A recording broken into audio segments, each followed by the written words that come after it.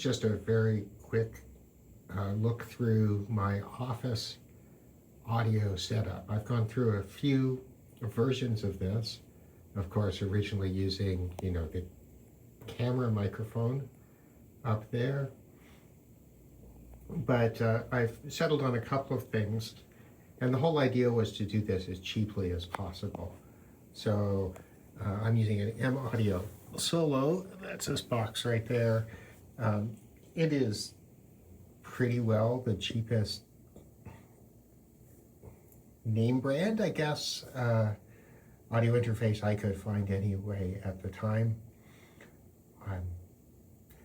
And then I looked around for a mic to use with it, and I really wanted the Behringer SM58, it's a Shure SM58 clone, but I couldn't get my hands on one, still can't. I've got an order in for it. And so I hemmed and hawed around a little bit and ended up with this Shure, which is a PGA 48, which has a switch on it, which is actually kind of convenient.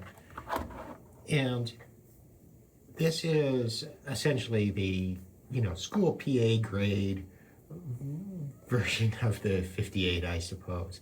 It's a little bright, but it's pretty good, and I don't really have any complaints in it for, recording stuff in my office and, overkill for Zoom and that sort of thing.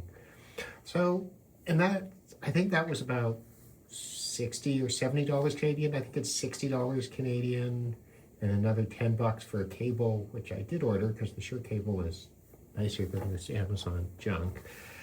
I might swap this out if the Behringer ever comes, because that keeps the whole thing even cheaper. But anyway, so the whole goal was to have a sort of dynamic mic sound for as low a cost as possible, and this keeps it below $100, right? So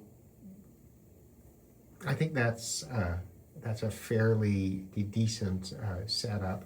My one complaint about the M Audio interface is that I find that for the distances that I use in here, I tend to have to keep the gain all the way up, and it doesn't have much fine granular control at the top end of the gain. The preamp's pretty okay. I've got no complaint about the preamps, but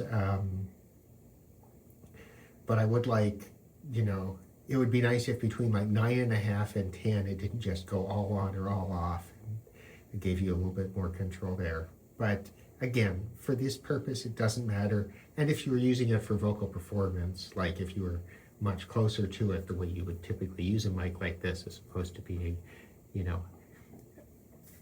out 30 centimeters from it or so, that wouldn't be an issue.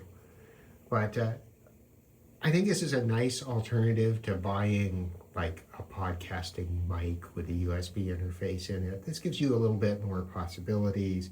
You've got a second channel, granted not a mic channel on this, but you could, if you were plugging in a radio, you could do that. And so there are quite a few possibilities with this setup that you just don't have with something a little bit more off the shelf.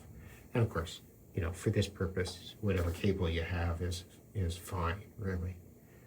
Anyway, I hope that was interesting. Thanks for watching.